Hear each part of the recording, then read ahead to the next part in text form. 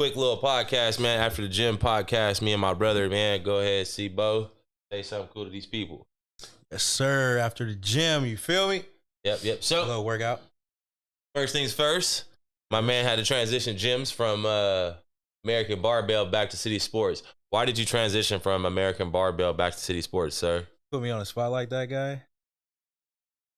Tell the world. Let them Don't put me on know. a spot like that. Let them know. Don't put me.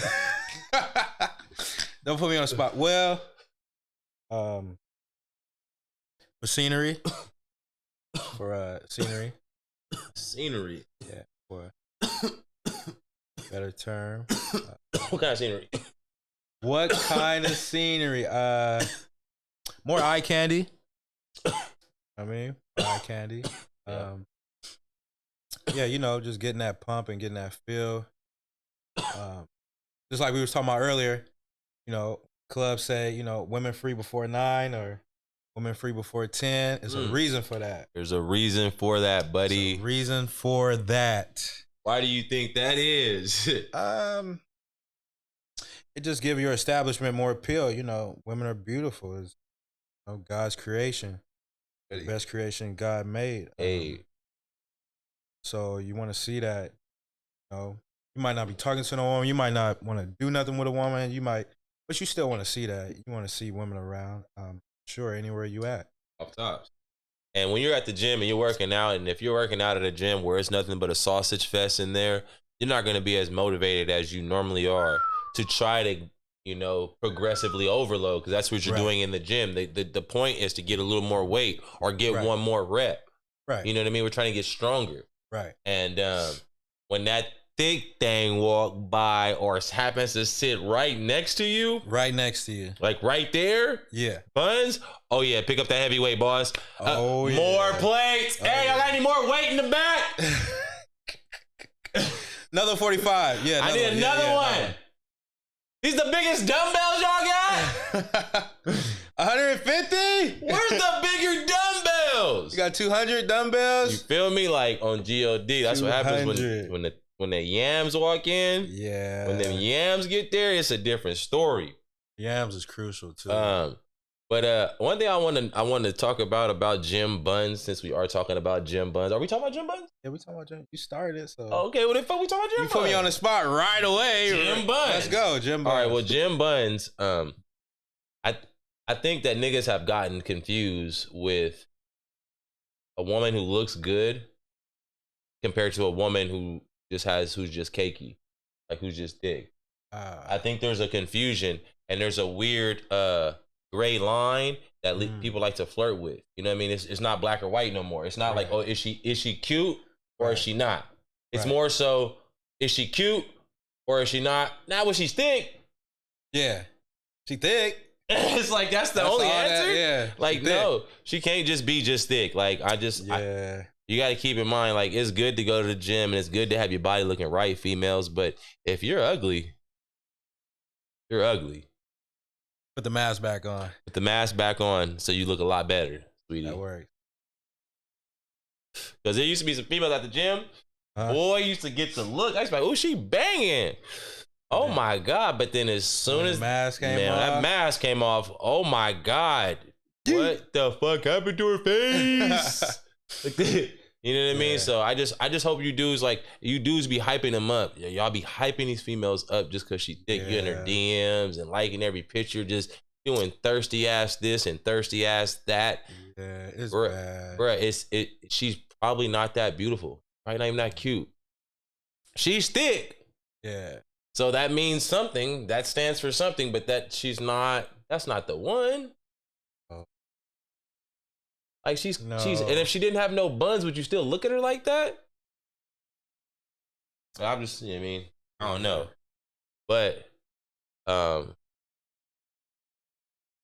most crucial thing to me in the gym right now is when they know they thick and they tuck in the back of their shirt to their sports bra. Oh. So you just see back, buns. That's cold. And like I don't know. You see that a lot? Yeah, I don't know who hyped them up, but yeah, ladies, whoever told y'all to, you feel me, tuck your your shirt into the back of you feel me, your sports bra, and let that back just hang out with the buns meat. Just That's crucial. That shit is crucial. Board is awesome. What did you hit at the gym today, sir? Since I wasn't all in your business, I seen you doing some tricep work though. Oh yeah, I did some tricep work. Always start with the sled. 5 minutes on the sled. And for your cardio too, you could do 10 minutes on that sled and you could be up out of there. That sled work is knees over toes, guys. Shout out to him, man. That's big time. That sled work is big time. Oh, yeah. It's gonna put a lot of life on your knees, on your leg. I mean, everything. Longevity on your feet, your ankles, your legs, everything. Your tibialis is not gonna. What's a tibialis? Yeah. That muscle, that's your deceleration muscle. When you're running, you get ready to stop running, or if you're walking downstairs and you need to like slow your body down so you don't just fall down the stairs, or if you're jumping and you get ready to land, or if you fall off of something and you get ready to land. The very first muscle that comes into play is called a tibialis, and it's a muscle that starts from the bottom of your foot. Starts in the bottom of your foot and works its way all the way up. Works its way all the way up to the outside of your knee. Muscle that nobody's hitting, that nobody really know about. I guess unless you're a top level athlete. Yeah. I don't even think some of those guys. They don't. You could tell. Yeah. There's a reason why people like Odell Beckham Jr. is running down the middle of the football field and no one touches him, then his knee gives out. Because there's muscles that are around those ligaments that aren't getting worked out the right way, let alone are ever. Right. And this is top level wide receiver, professional athlete. Right. You know what I mean? But speaking of tibs, I did tibs today. Hey. You know what I mean? But I also worked my ankles in a lot of different areas, and then my calves, which are probably the biggest and most sexiest thing about me when it comes to my muscle and my physique. People love it. People always talk about it. I hear a lot of compliments, and it's a genetic thing. I wish I had big titties. I wish I had pecs, you guys.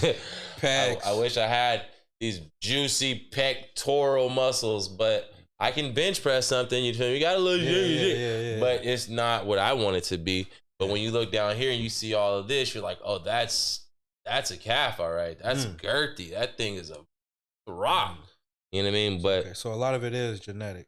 A lot of it's genetic, so it is what it is. But I did a little calf, did a little bit, you feel me? Did a little bit of chest as well. Today was more of a push day, but it ended. I always do a little upper body, lower body when I can, and it ended well with the calf work. But chest work. There's a lot of times when we're doing bench presses or just any exercise for take any one of these exercises. Let's say you're doing bench press, 3 sets of 10. And your first set, you get all the way to the 10 reps. And probably by the 7th rep, it starts to become a little difficult or whatever. So you get about 3 good reps. And these are good reps. These are reps that we call them bank deposits. Right. Just the stuff you put in the bank. Then you go to the next set. And then you try to do 3 sets of 10, but you can't even get to 10. You end up getting to, let's say, 8, which is common because you kept the same amount of weight. But those last 2 reps, maybe 6, maybe the 6th one, but for sure the 7th and 8th rep are going to be our deposits. You got 2 more solid reps. Now you go to that 3rd set. Right. And you're now going to get more maybe exertion out of your last 3 or 4 reps, but you might only get about 7 or 8 reps again, maybe even 6 reps, depending on, how controlled you are with this weight. So you did 3 sets of 10, and out of your 3 sets of 10, you got about 7 or 8 bank reps. You just exerted a lot of energy and now spent at least 10 minutes doing that 3 sets of 10. Maybe even like, let's say 5 minutes, you went through it quick. You could have dropped the weight and had all deposit. When you could have done different, exactly. You could have done something differently. And what I did was something different today, which was I built up myself to go to failure. Once we got to failure, those last little 2 or 3 reps were obviously good reps. Those going to the bank. I'm depositing something today. Right. We not just in here just maintaining strength. We're gaining strength. Right. It's called #gains for a reason. So then on top of that, I took a 15-second break to 20 seconds, no more than 20-second break, and got right back to pressing with the same amount of weight. And I'm on a decline press, just doing 135 for people who are wondering what was going down. And I was able to get like 4 or 5 reps up. And out of the 5th rep, I can tell at least 3 of those last reps were solid. Maybe even the first rep was solid, because I'm still under all the muscle breakdown and I'm actually getting these muscle fibers to tear apart, and I could feel it. So I could feel, and that's when people call the pump. People look for the pump because blood is rushing in because the muscles are being destroyed and ripped and stretched. So now blood's rushing in to save you. It's a protecting. We're just these adapting mechanisms. Right. But now that I've gotten to that level, I rest for, again, same thing, 15 seconds, and I get like 4 reps in. You know what I mean? I felt like every single one of those 4 reps were deposited. Okay. It didn't feel like there was a wasted rep in none of those. Right. And then my 5th rep was extremely sloppy, and I almost had to scream, "Spot! Get this heavy shit off me! Get this heavy bitch off me! Get this heavy shit off me!" You know what I mean? Like, but I kept looking over at my guy though. See, that's another thing too, man. You go to the gym, you might not be working out together. You guys might be on separate pages, but man, always look over, see. Mm-hmm. Even though if you think he can handle it, just over there look. Look. That's what I did. I kept looking at you, looking. And make he sure look I'm at me straight. too. Make sure I'm straight. Make sure you're straight. Definitely make sure you're straight. 'Cause that's the most important. But that was the coolest thing I did today. I also did that with my other exercises, and I'm very, very, very big on it as a one-time thing, because I've done a little research on this, and I just felt like this would be something that could help benefit me and progress, because when you become what they call a gym rat, you get so stuck into a cycle, and you get so convinced into doing the certain workouts or only working out a certain way. And you understand, people always say you got to trick the muscle or shock the muscle and do this and do that. Right. But how often are you actually tricking the muscle and shocking the muscle and waking the muscle up and letting the muscle know, oh shit, nigga, I need you to do this today, because nigga, you feel me? Right. And how do you shock the muscle? Like, you think it's just going up on weight, shocking the muscle, or just doing something different today? That's a great question. I feel that shocking the muscle is done in about 4 different ways. And this is just based upon all the knowledge and research I've gathered. I would say that isometric is the number 1 way to shock the muscle. That's number 1, no matter what the rest of anyone else says. This is how you shock the muscle. This is how you shock. That is numero uno. I've heard a wise man once say, the way you can tell if a man is controlling the weight is if he can stop that weight at any part of the motion. And hold it for a second.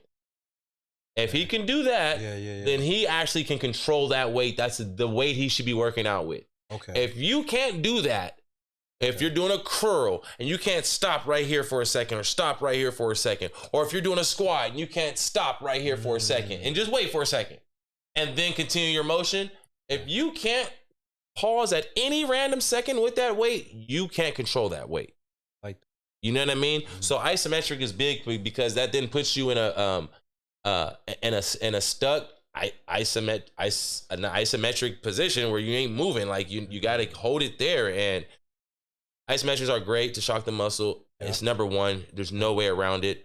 And then number 2 would be overcoming isometrics, which is another weird thing that no one ever studies or no one even knows about. Not say no one knows about, not a lot of people know about. And then when they do know about it, they don't really try to practice it. There's some people named like Vince Wilfork. I'm just gonna name random people. Bruce Lee. What's his name? Oh, bro, what was this nigga's name, bro? Fuck, just a big ass offensive lineman. But most sumo wrestlers, most actual wrestling people who like wrestle at the highest level. Green Bay? Huh? That's for Green Bay that paid? Not Reggie White. No, he was an offensive. White. He was an offensive guy, offensive lineman. He was a monster. He was a monster, and you couldn't get through him, bro. You weren't getting through this nigga for years. Probably somebody patient. Yep, I forget who he played for, but it was there's a few dudes. Vince Wilfork played for the Patriots. Yeah, He was a big, fat, big dude in the middle, and he trained with overcoming isometrics a whole lot. And people would look at him in the locker room like, "What are you doing?" Yeah. And overcoming isometrics is some weird shit. It's like you just go up to the brick wall and you try to push the brick wall. And you literally try to exert all your energy and effort for 30 seconds. You know, and just try to push something that's not moving. Yeah, that sounds like some Bruce Lee shit. Yeah, he did a lot of stuff like that. To where when it's a time, whenever there's a time and a chance or a point in your life where you have to exert your force and you need to stand your ground. Oh man, I feel bad for the thing that has to hit you because you've been training in your body, your joints, your ligaments to withstand this extreme pressure that you're never going to overcome. Right. It's, you know what I mean? That's why it's called overcoming isometrics. Look into it. It's very good. That's the second best way to shock the muscle, to train the muscle to do something it's never really done. It'll help you build over plateaus. It's extremely great for you. What a lot of people should always do, and this sounds weird, is you set up a bench. You get into the squat rack, and you get yourself down to where you're at your bottom point, wherever your bottom point is. Some people don't go ass to grass. Some people only go 90, and some people can't even get to 90. But whatever your bottom point is, wherever your butt cheek is at the bottom, set the safety guards. Set those safety guards right there at that level. Okay, put the barbell under the safety guards. And try to bench and try to stand up. It's not bench. Try to squat that entire rack. See if you can get that rack to move. 100% that rack's not going to move. It's bolted into the ground. Right. The squat racks are not designed to move. Right. It's bolted into the ground. And even if it isn't, squat racks weigh a lot.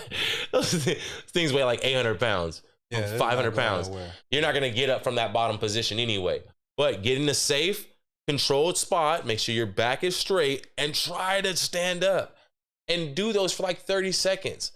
And I promise you, if you do 3 sets of 30 seconds 3 times a week, I promise you the very next week you do squats, because you didn't do no squats that week. Your 3 sets of squats that week were overcoming isometrics. But the next week you go in there to move that weight, when you get to the bottom, you're gonna explode out of that shit. You're gonna be like, woo, I'm ready. And if you wanna, and that's the part too, the explosion. Yeah, you need to explode out of it. You know what I mean? Yeah. Controlling it down, exploding up. And so these are some things that I would say are the 2 things. The third thing that shocks the muscle is slow your dumb ass down. Yeah. Slow down. That's big time. You hear that with a lot of great trainers. Yeah. Slow down, bro. There is no need to be curling like this. You can't even see my fucking arms moving, nigga. Like, that's crazy. Like, you need to control that weight. Yep. And hold at the top. When you get to the flex position, even if you're doing a calf raise, when you get to the top, you need to squeeze that muscle and hold that muscle tight. You squeeze that muscle, you'll get yourself really far in life. Quick too. You know what I mean? You got to squeeze that muscle and feel it. You need to feel it to where it hurts almost, like, oh shit, I'm over squeezing. Then release the muscle slowly. Slow down. And you'll be surprised too, like, man, you could get, less weight and slow it down. It feel like 100-pound dumbbells. 30 pounds feel like 100 pounds because you just slowed it down now. So a lot of times you don't even need that heavy weight. Of course, you're building strength, you want to go up and up, but if you control it, man, like I said, 30 pounds will feel like 100-pound dumbbells. If you controlling it, going slow, taking your time. 100%. No, 100%. I was also listening to one trainer. I don't know exactly who it was, but he was saying if you want to show somebody you really know how to work out and you really have gym discipline, gym etiquette, and you understand muscles and how they work, grab you a set of dumbbells that are a pair of 10s. Do 10 reps, but make sure your 10th rep is failure. So as slow as possible. So the only way you're going to do that is it needs to be the slowest curl you've ever done in your life. And squeeze and hold. and slowly curl it back down until you get to your 10th rep. And you will see tremendous gains like that by just slowing it down. That's not just for curls. This is for the bench. This is if you're doing a pull up, you know, I've noticed people that are able to do a pull up, and that's one of the most difficult things to do. But then they just let themselves fall back down as soon as they get to the top. No, you need to, as soon as you get up and you feel the contraction, you need to now control your body back down, all the way controlled. And as soon as you get to a spot where you feel you're comfortable, you have as much range as possible. Pull yourself back up with all your range of motion. You know what I mean? No abbreviated ranges, just as much range as you can, slow as possible. Slow it down, slow it down, slow it down. And now, the last and final thing. Less weight, bro. Less weight. Just less weight. Those are the 4 things, in my personal opinion, from understanding trainers and understanding the body, the anatomy, understanding ligaments, and understanding how we have the joints and the bones and how it moves, and you know, all this good kinesiologist shit or whatever they call it. I have a very well understanding of it to understand that these are the things that will really, really, really separate you from the weak version of you to the actual strong, better version of you. Yep. You know what I mean? We've been programmed like everything else, like movies, sport, everything else. You gotta be heavyweight. You gotta be strong. You gotta be a man. Grab that.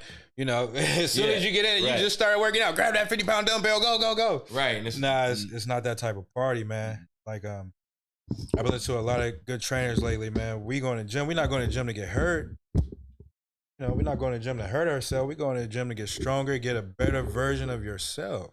So you don't be hurt and be injured, you know, tear a bicep or something, and you out for a month or 2. That's not what it's about. It's about getting stronger over time. 100%. Yeah, drop that weight, man. It's okay. 100%. She's still looking at you. And when she look, you know, you go a little bit heavier. Oh, shit. Oh, shit. You go a little bit heavier. But yeah, drop that weight, man. Feel great. Yeah, drop the weight. Those are the 4 of the biggest things. And shit, I guess outside of shocking the muscles, what is your take on the 225 bench club? Does that really make you a gym bro or not? That's the 2 plays? Yep. I'll make you a gym bro. Yeah, I like it. We used to warm up with 2 plays. Shout out Scando. He used to say, man, we warming up with 2 plays. But yeah, but you could get to that, man. You could get to that very easily. And like bro said, just controlling the weight. Starting with 25s, you know, but consistency, right, is key. Yep. So you have to be going to the gym. You know, you're gonna fall off. If you don't use it, you'll lose it. So you could get to that. You could get to that fairly. But you're a gym bro if you're doing the workout right, controlled. That's a gym bro. That's a real gym bro.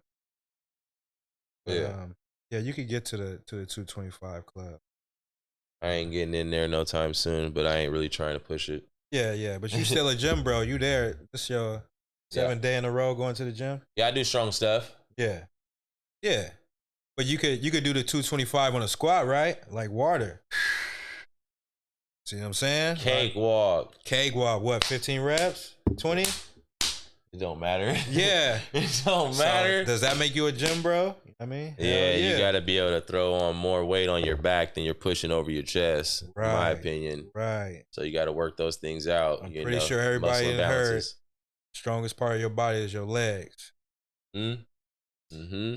That being said, since we talking about that, let's end the show with some, you know what it means. What is the number 1 exercise that females love? Glutes. And what is the number 1 exercise that females want a man to work out? Glutes. Man. Yeah. And My coworker was saying that at work the other day. Yeah, women looking at the butt too. big time. Everything we looking at, the women looking at too. So big time. And what's your hip thrust talking about is what they want to see. If you ask a dude at the gym how much he hip thrust, and he don't say it like, you know what I mean, a good number. Yeah. Like there ain't, or if he be like, I don't even hip thrust, bro. Yeah. She gon' You don't hip thrust? She gonna go right past you, buddy. Man. I'm currently sitting at a, you feel me? At a good little, you feel me? But you feel me? You feel me? Yeah. You know what I mean? Ain't nothing special. Just 4 plates, you know. Ain't nothing special, you know what I mean? Took 4 plates for a ride. No Smith machine, just, you know. 3 plays 15 times or so. Oh yeah, easy. Call me daddy. Okay. Soon. Hip thrust. I'm telling you, hip thrust. They love it. Yeah, if you ain't hip thrusting, fellas, you're losing. Yeah, we've been programmed. Like all that bench press stuff, that's impressed men. You know, I forgot who it was. I heard somebody saying, man, we do stuff to impress men. Yep. Like she don't know that's a Rolex. Like that's a nice watch, but she gonna say that's a nice, but she really don't know what kind of car that like. Has no idea. Unless she was brought around brothers. Yeah, she don't know. That's a nice car. She gonna say that's a nice car. Right. The dude gonna say, oh man, that's a Corvette drop top. They ain't doing that for men. So say that. Yeah. Stop trying to impress dudes. You weirdos. Stop. Let's work on doing the opposite. Right. Let's impress the opposite sex. Unlearn and relearn. Yeah, simple shit. But Derek Grace. Yeah. That's it. Shout out. Take a dab to end y'all off. That's it. I do like y'all. What was I gonna say? Oh, after the gym. Nobody on this podcast wants to see me in Nordic curls. You might be able to do a whole bunch of other strong shit in the gym, but that's the one thing I'm just gonna, talk my shit on. It's tough too. It's not a game. But a Nordic curl. Anyone out there want to see me on my Nordic curls? See me. I'm ready. Send a video. Send that video in. That Dumar podcast. You feel me? Kamaya Pops. Yeah. TDM Toys. Yeah. The list goes on. Send the video. Send the video so we can see it. TDM Toys, man. As soon as we see that video, we gonna know. We gonna and if matter of fact, if anyone watching this can do a full Nordic, that means going all the way down and controlling it for 5 seconds before you land. You can do that. I will give you 20 free cereal treats and 10 candy bars. Oh man. So come on. Oh yeah, this podcast going up too. You're gonna hear that like what? Yeah, buddy. Yeah. That is definitely the best exercise for your hams. Hands down. Hands down. I love her. With that being said, he loves her. Psych, I don't love her. Actually, I don't.